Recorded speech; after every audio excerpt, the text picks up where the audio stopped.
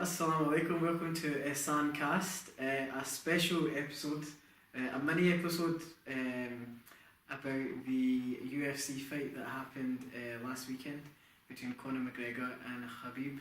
I'm not sure to mention his second name. Do you know how to say it? No, I'm not going to try. But I think everybody knows it. I think it was one of the most anticipated fights in UFC. It was very interesting, lots of interesting context behind it. We thought it'd be important just to do it, just to explore some of the issues that have come out of it. So, I mean, first of all, the Muslim against non-Muslim classic Islamophobia context that's coming out of it. Yeah, I mean, that was an interesting point, wasn't it? It was the whole kind of, the pretext to it, the build-up was really, it was very interesting kind of stance, because it was like McGregor was literally saying, it was like an open house for him to say whatever he wants. So he made fun of his dad, he called his dad a rat and his dad a coward. He offered him whiskey and he didn't want to drink the whiskey, he called him a backwards and started swearing at him. Made fun of his country, told him about his countrymen and his people being kicked out of their country and being forced out of Dagestan, which wasn't the case. The Dagestanis were amazing fighters, which we'll talk about. I really went to real low blows. I mean, low blow after low blow after low blow, to the point where he called his trainer and some of his family members terrorists. Yeah. I mean, I was really shocked at that. Nobody's actually talking about that, but that doesn't seem to be. Yeah, I think it was just like it's no holds barred. Look, he's doing it to sell the fight, but there's doing it to sell the fight. You've got to understand, he comes from a culture of very proud tradition, values, honouring family, respecting your faith kind of tradition. So for him, this isn't just banter, this is very personal. Like, the way they look at it is, and South Asian as well is the same, if you're going to say something to someone, if you say it to their face, fair enough, they'll take it. So if McGregor said stuff about Khabib to his face, about himself personally, one-on-one, to his face, one-on-one, Khabib would deal with it, and that would be that. But the moment that he starts talking about his family members, his trainers, his country, his religion, these are all things that are personal to him, but are not directly just at him. For him, being from that culture, he's going to be very defensive of that, and he is going to take that very personally. Now it's not just, it's just a way to sell the fight. Now it's, no, this is personal. Yeah. I think a lot of the stuff that's coming out, but a lot of it was very below the belt. For example, using the word terrorist is, for me, a very below the belt, and calling him backwards after offering him a drink and saying, you're a backwards person. I mean, these are things that, now imagine if somebody said that to you, if somebody said that to you in the workplace, you'd be disciplined, you'd be out, you know what I mean? They're not even grey areas. They're like way beyond grey areas. So how he got away with it, I think, ties in to the previous episode that we had on social media. What is the role in the media and all this? Like, how come they let that happen? Is it to do with his privilege of being white? Is it to do because it was just they wanted to sell the fight? Why is there not a bigger backlash in the media about this? I think it's money. It's all money, because these are controversies which stir up headlines, which create more pay-per-view buys. I think they had 3 million pay-per-view buys are meant to have come from this. So this was a multi-million pound fight. I think this was putting UFC on the map. Huge, When UFC went mainstream, went total. It was already pretty mainstream, but it went really mainstream with this. So for that, it was like, look, even if Dana White's probably thinking, even if he says things that are provocative, whatever, we'll handle it. We'll put in police presence. We'll get as many armed guards as we can. We'll do all of that to make sure that he sells the fight. Now, is that really the right approach to have? Obviously, not really, because you see the aftermath of what happened. But the fact is that was the aim. The aim was, we're putting UFC on the map, and this is how we're going to do it. Don't really think that's it, because I remember watching, and McGregor actually says to him mid round, "This is all just business, or this is just business." I mean, to say that, thinking that, look, all we're doing is just drumming up money, Fair enough. I think If he that's misses the point. You're missing the point. Look, not everyone sees it that way, and clearly a lot of people don't see it that way. Yeah. But I think even after the fight, there's rumours that his purse, that Khabib's purse has been with him. Yeah. You know, McGregor's had previous, and kind of the kind of consequences don't seem to be fitting in line with each other either. I mean, Khabib's consequences seem to be far greater as well. So do you think that this is kind of racist undertones within all this within UFC, or is it more of like the whole media narratives kind of just, we're kind of just moving away from, you know, it's because Conor McGregor's white that he's getting away with it. Would, for example, a black fighter be getting away with all this? Or is it just because he's Conor McGregor? I think it's American culture that's there. It says that you can do almost anything to sell the fight. I don't really think white privilege comes into it. I think it's just you can do anything to sell the fight, and they'll just take it as, look, oh, he's just selling the fight, rather than taking the meanings of what he's trying to say. Yeah. I mean, because Conor McGregor's had previous things with Floyd Mayweather's. He told him to dance for him. He called his bodyguard something monkeys, and I think there was another fighter as well. There was kind of these racist undertones being used as well. Well, Dana White said that Khabib was jumping over the ring like a monkey himself. Yeah. So he's using that kind of tone of language as well himself, and he's the main man of UFC. Yeah. So that, I mean, there is parts to say to that, but I genuinely do believe it's just he comes from a perspective of, I can say whatever I want to sell the fight, and business is business, and you shouldn't take it personally. And Khabib comes from a totally different narrative, a different perspective on it completely, totally different culture where things are business, fair enough. You want to insult me to my face, fair enough. You want to call me out, fair enough. You do whatever you're going to do to me, but as soon as you start mocking things which are close to me, or people especially that are dear to me, you've overstepped the line. You know, especially talking about his father. His father's not there to defend himself. Talking about his trainer who's there, you're calling him a terrorist, etc. Knowing that he's on stage, what are they going to do to him?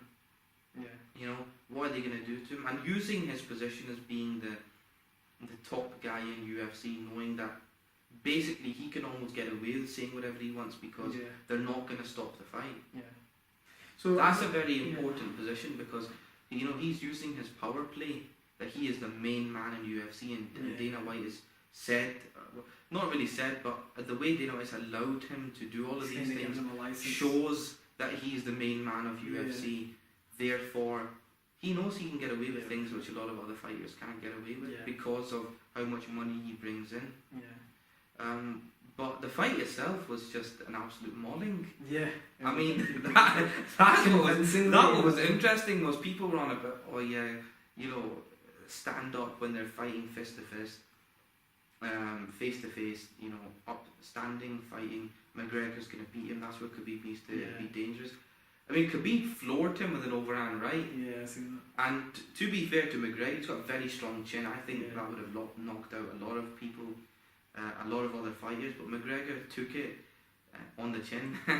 Pardon the pun. He took it on the chin and still kept on fighting. But what was so shocking to me was when they were on the ground. This was literally like a bear with a child. Again, no pun intended, with Khabib fighting bears as a kid.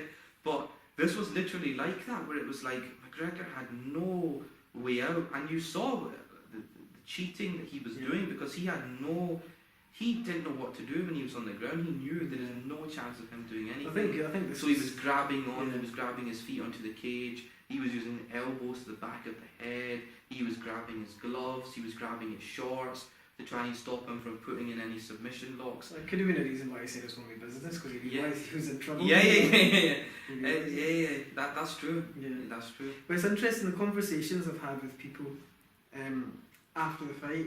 It's interesting their kind of view of Khabib. They're saying, you know, he's been wrestling with bears, this and that, but it all comes from kind of negative undertone. They're already thinking, oh, that's such a backwards way.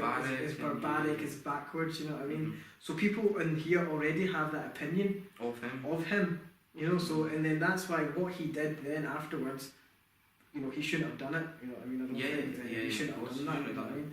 But I think most people are now thinking all the blame's on him. And nobody's talking about the previous. It's ironic. It's ironic because McGregor's actually now gonna come out in a better light than Khabib would do. And I think this is like the same old story for Muslims everywhere. Muslims who are reading this, or any kind of ethnic minority, they think it's the same old story again. Yeah. You know what I mean? They've taken something, they've run with it, they've completely missed the context, and it just seems to be the same thing every time. Yeah, I mean that's something which definitely has occurred. I mean, from what I'd say, look, he was wrong in what he did, but the fact is that it wouldn't stop. I mean, McGregor saying business is business doesn't justify anything. That doesn't justify it, because when Khabib beat him, people in his corner were still having a go at Khabib. Yeah. So after he's beaten him, the fight's been won. If it was just business, then why were they still going on at him? Yeah. That's what Khabib got angry over, threw his gum shield at the guy to basically show his anger. Even after he'd thrown his gum shield, they were still swearing at him, still giving him abuse. So then he jumped over the cage and like a flying eagle, went for a kind of drop kick style on the guy. Did whatever he did. It was, looking back, it's pretty hilarious, but he did whatever he did, which was wrong. He could have easily handled himself and conducted himself in a better manner. And he came out and he has apologised. No doubt about that. But the fact is that if that's all it was just business, and people are giving the excuse of, oh yeah, McGregor was just saying that because it's the fight game, it's a way to promote the fight. That clearly wasn't the case. If the rest of his team were still having a go at Khabib, even after he's beaten him fair and square, it wasn't even like it was a close or tight decision. McGregor tapped out. Yeah. He submitted to him. Yeah. This wasn't even controversial. Yeah. He submitted to himself. Yeah. That's it. Fight's over. I don't want no mass, as they say. I don't want any more. No more. That was it. Yeah. And to be fair, Khabib had regrets over it. He said, look, I apologised to the Nevada State Commission, I apologised to UFC, and he was actually saying that, he goes, oh, when I get home, my dad's going to basically beat me up. Because he's like, my dad's going to look at me and think, look, you should have held yourself together, you should have been a better man. Yeah. So just speaking, touching more on that, like his kind of where he comes from, and where does Dagestan for anybody who doesn't know? Yeah. And I sorry, go on. Yeah, so Dagestan's kind of a part of Russia now, but it's kind of like annexed part of Russia, where majority are Muslim, and it's very, very harsh, difficult terrain. And these men are known for being warriors, respect, honour, integrity is at absolute focal point of their culture. Men are very strong, powerful men who uphold honour, uphold right. These things are meaningful for them. This thing of just, insults are not taken lightly. They're not just taken at face value. For these men, that's not the way this works with them. Khabib especially, his great grandfather fought against the Russians under the guidance of Imam Shamil, who was a very famous Naqshbandi Sufi sheikh. So if you're wondering where the Ihsan ties into this, he was a Naqshbandi Sufi sheikh who fought against the Russians for his people. An absolutely incredible story. You can look online, Imam Shamil. And his great grandfather was actually one of the commanders in his army. So again, upholding that honour, respect, dignity, discipline that you get. So people thinking that's barbaric. I mean, look, him fighting bears or him being growing up in that, they're very difficult terrain there. It's very difficult. It's very easy in those circumstances to get caught up in the wrong way. There's not, poverty is rife. There's not many jobs around that area. It's a rough childhood. And his background was, look, he said, my dad basically put him and the rest of his brothers into basically fighting, not because it's fighting to the barbaric, but the discipline nature of it. The discipline is what is so important. Which is why then when you understand the discipline, the respect, the honour that you've got, which comes from his family, which comes from his lineage of being fighters, of being warriors, of being people who stood up for their community, he's got that, which is why then you understand, if someone's been brought up in that way, when you're swearing at their religion, if you're calling him a backwards, this, that and the other, calling his dad a rat and a coward, it's not just business. Look, for him, that's not business. that is defending now that is personal. He's going to defend his honour. Yeah. He's going to defend his way. Yeah. You know that you're mocking his way, his culture, Yeah. his tradition. It's not, you know, for him it's a tradition Yeah. that he feels very, very passionate about. So that was the kind of undertone that was shown. But what I was amazed about was the fact that he was so professional in the ring. Yeah. Like someone, you know, who could have so easily been riled up. Yeah. In the ring, he textbook performance, Yeah. absolute Hammered. textbook performance, smashed him to pieces. People talking about a rematch. I mean, what are you going to rematch? That was Yeah. like a boy against a man when they were on the ground. Yeah. Is that When they were on the ground, that was like a boy against a man. What are you going to do with the rematch? McGregor is not going to pick up those kind of skills that quickly to beat a guy that is. It'll be interesting to see if he takes any much because he's not daft. He knows as a fighter. You know, he knows what he's in for. Yeah. So it'll be interesting. Well, to see if he McGregor's takes already saying let's have a rematch, and the interesting thing is that would sell like that Yeah. because people would want to see it because of all of this kind of hype. Yeah, that's built up. But But it's interesting yeah. to see Khabib now as a Muslim role model. Mm, You know what I mean? So many Muslims have come out and were in support of him. yeah. So him as a Muslim role model, I think it's really great. And just with all that discipline, all that you're saying, Mm, that he takes from it, and that he's not been swayed by all the glamour and all Yeah. the money and everything that's come his way. He's still the same, and he takes what he does from his roots. It's amazing to see. yeah. Because that's one thing. Religion always humbles you. You always think you are the creator and everything that you are the creation and everything that you've been given is from the creator. So that's why, you know, when he says Alhamdulillah and he looks up high and he says this is nothing, he's actually signifying that, you know, everything that I've achieved, that I'm Yeah. standing in front of thousands of people, tens of thousands of people in the crowd, millions of people are watching at home, tens of millions, hundreds of millions will watch around the whole of the world, will watch this fight. Alhamdulillah, everything's come from It's God. a bit like the arrogant against the That humble, you know? that humbles you. Yeah. That humbles you because you don't think, oh look, I've made it. You think God has put me in this position. Which is the complete opposite approach to Total McGregor. opposite. He walks it in. Yeah. You know? Total opposite. Where he's like UFC. He's like, you know, I made UFC. I should be a partner in UFC. Yeah. I'm the one who's made it what it is today. Yeah. Total difference. And also, I think generally martial arts sports in these kind of mixed martial arts or whatever. Yes, don't get me wrong. You know, we do have a hadith which mention, you know, hitting on the face is not permissible, etc. But the other side of it that's not really talked about is this discipline. This discipline that you get from it is something which you don't really get with many things, especially in today's day and age. Yeah. What makes martial arts and the sacred kind of tradition is it still sticks to that tradition, the values, the way Islam has that act of, you know, respecting your teacher and calling him sensei, the way we respect our elders, Yeah. the way they bow to each other and show each other respect, the same way that we show each other respect by giving salam to each other. Those kind of traditional values which have really been lost in our community, they are implemented and almost forced upon in mixed martial arts. Yeah. And even having, you know, when you're training, always, you know, using safe and correct methods to ensure that you're not harming your opponent when you're training, understanding that whatever you've been taught is a kind of last alternative, or, you know, the last thing that you can go to before anything else. That kind of discipline and that kind of control that it gives you are all within Islam, which is why like the Sahaba would wrestle with each other and would fight with each other in training, never bodily harm, never committing actual bodily harm, but was that discipline element, that chivalry element is really what was brought out, and that's what you saw with him. You know, he comes onto the stage, he's prepared, he's ready. Khabib, he's got that mindset, he's ready, he's prepared. You know that no stone has been unturned. You know that he is acting a consummate professional in the way he's trained.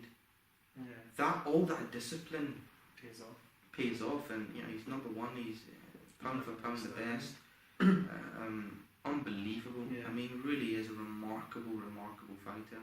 It's good to see. Brilliant to see. So you know, we take these people as an inspiration of what discipline and what having trust in Allah can get you to that stage where your name is echoing around the world. Yeah. And it's not because of you and what you did, it's because of, God put me in that position. Amazing. Right. Thank you very much. There it is. Ihsan Cast's opinion on the Khabib versus McGregor fight. Remember to like us on Facebook, Ihsan Cast, and subscribe to our YouTube channel and leave any comments, any suggestions, any viewpoint you would have, please comment and leave it below. Thank you. Assalamu alaikum.